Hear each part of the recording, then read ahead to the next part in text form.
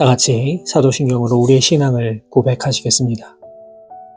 나는 전능하신 아버지 하나님, 천지의 창조주를 믿습니다. 나는 그의 유일하신 아들, 우리 주 예수 그리스도를 믿습니다. 그는 성령으로 잉태되어 동정녀 마리아에게서 나시고 본디오 빌라도에게 고난을 받아 십자가에 못 박혀 죽으시고 장사된 지 사흘 만에 죽은 자 가운데서 다시 살아나셨으며 하늘에 오르시어 전능하신 아버지 하나님 우편에 앉아 계시다가 거기로부터 살아있는 자와 죽은 자를 심판으로 오십니다. 나는 성령을 믿으며 거룩한 공교회와 성도의 교제와 죄를 용서받는 것과 몸의 부활과 영생을 믿습니다. 아멘. 다 같이 찬송가 214장 나 주의 도움받고자 함께 찬송하시겠습니다.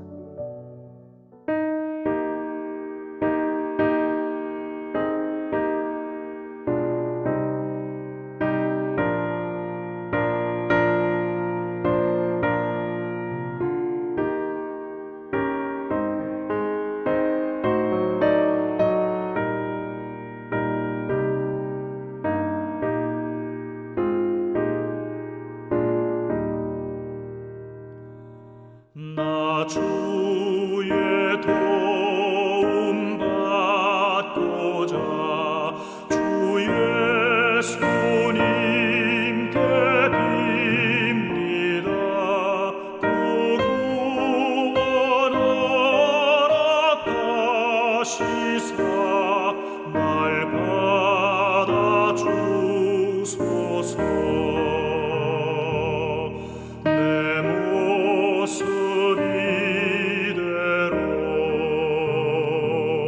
주 받아주소서. 날 위해 돌아가신 주 날 받아주소서. 큰 죄에 빠져 영죽을 날 위해 피 흘렸으니 주 형상대로 빚으사 날 받아주소서.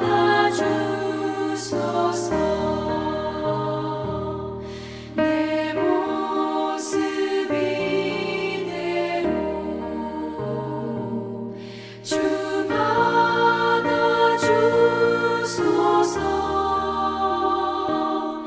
날 위해 돌아가신 주 날 받아주소서.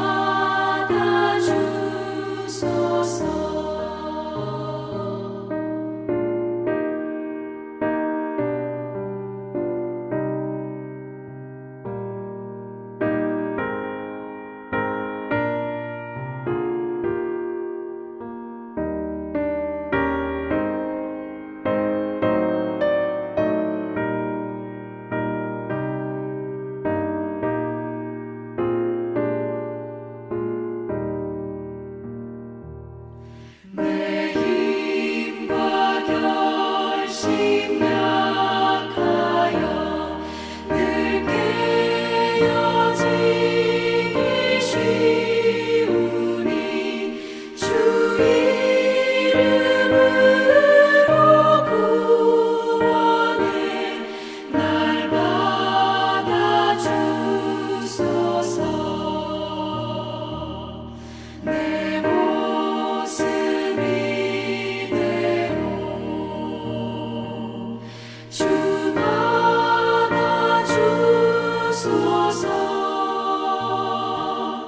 날 위해 돌아가신 주 날 받아주소서. 내 주님 서신 발 앞에 나 꿇어 엎드렸으니 그 크신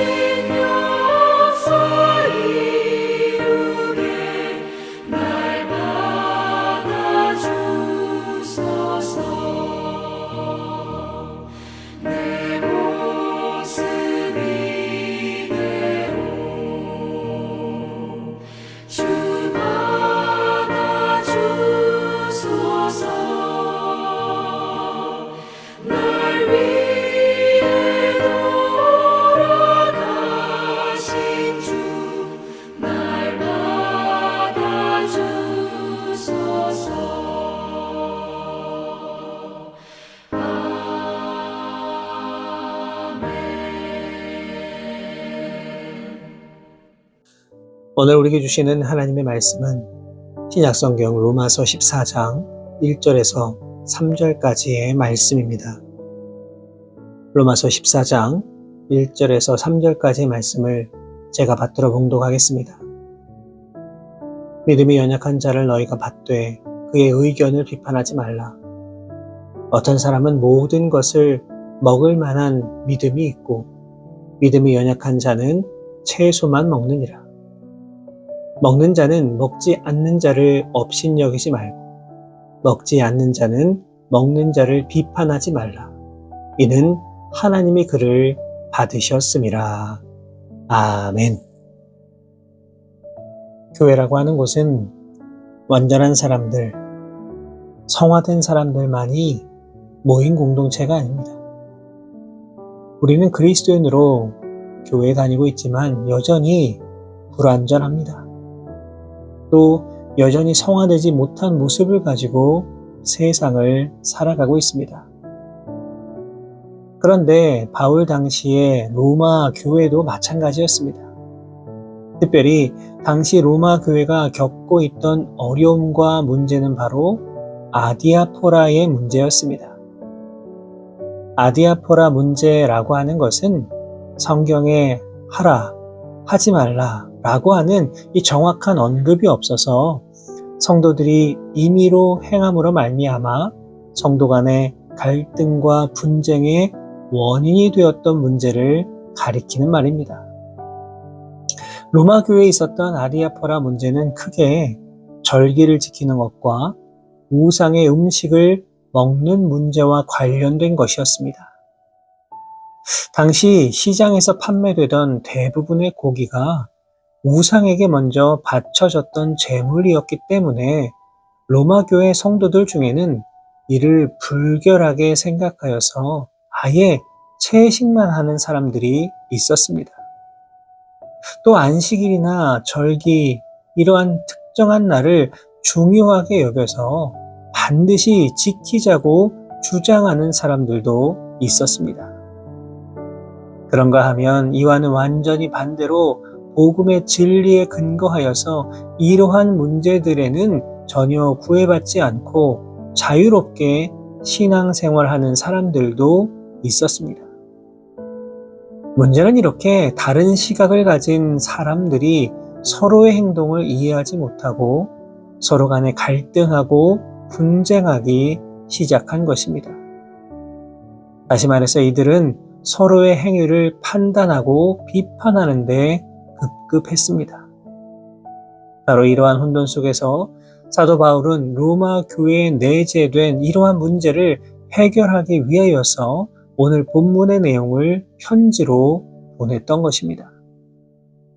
본문 1절을 보시면 믿음이 연약한 자를 너희가 받되 그의 의견을 비판하지 말라라고 하였습니다. 믿음이 연약한 자가 누구입니까? 예수님을 영접했지만 아직까지 생활에 변화가 없거나 신앙에 대한 충분한 지식이 없어서 어떻게 살아야 할지 알지 모르는 사람들입니다. 이들은 주님의 말씀을 따르지 않는 실수를 범하기도 하고 또 옛 습관을 쉽게 버리지 못하기도 합니다. 그런데 바울은 오늘 우리에게 이러한 연약한 사람들을 받으라 권면하고 있습니다. 여기서 받는다라고 하는 말은 열렬히 환영하고 영접한다라고 하는 의미를 가지고 있습니다. 이러한 환영은 상대를 의심하는 마음과 상대의 과오를 비판하는 마음이 없어야만 가능합니다. 다시 말해서 우리는 믿음이 약한 자들을 비판하는 마음 없이 환영하고 영접할 수 있어야 한다는 것입니다. 마치 죄인 되었던 우리들을 넓으신 팔을 벌려서 따뜻하게 맞이하여 주신 주님처럼 믿음이 약한 그러한 자들을 우리는 받을 수 있어야만 합니다. 우리는 집 나간 둘째 아들의 이야기를 다 기억합니다.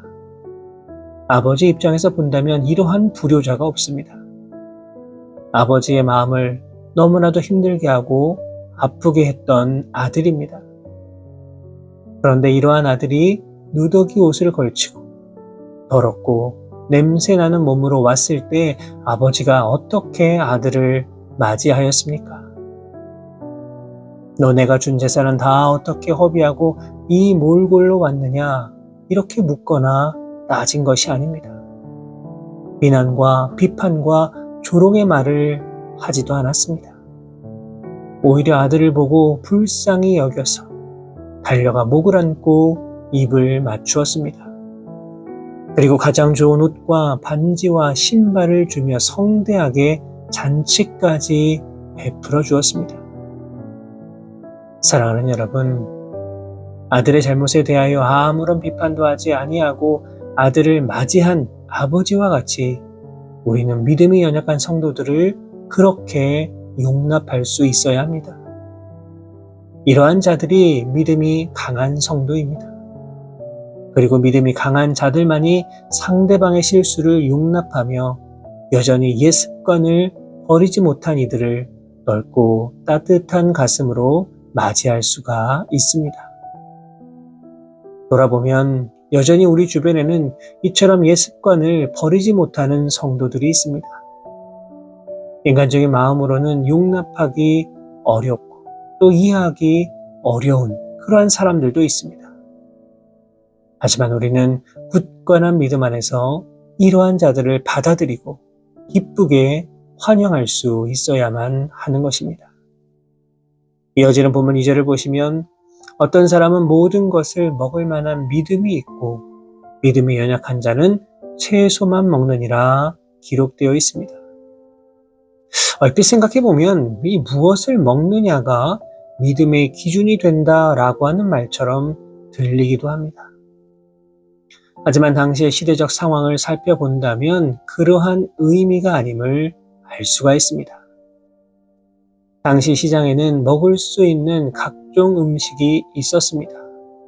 하지만 앞서도 말씀드렸듯이 시장에서 파는 대부분의 고기는 바로 우상을 위한 제물로 쓰여졌던 것들입니다. 바로 이것이 문제였습니다. 로마교회 성도들 가운데는 우상 숭배를 위해 사용된 고기를 불결한 것으로 여겨서 일절 먹지 아니하고 채소만 먹었습니다.